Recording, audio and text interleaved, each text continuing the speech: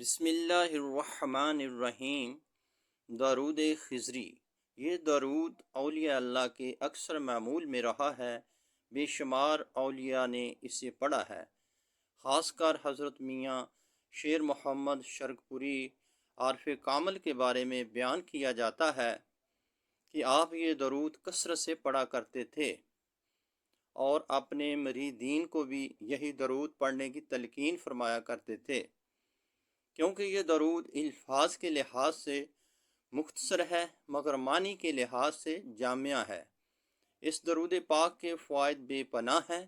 سب سے بڑا فائدہ یہ ہے، اس درود کو پڑھنے والا حضور صلی اللہ علیہ وسلم کا محبوب غلام بن جاتا ہے اور دین و دنیا میں اس سے کسی چیز کی کمی نہیں رہتی اور سکون قلب کی دولت سے مالا مال ہو جاتا ہے۔ بزرگان چورا شریف حضرت بابا فقیر محمد چوراہی اور ان کے سجادہ نشین حضرات کے معمول میں درود کثرت سے پڑھا جاتا ہے۔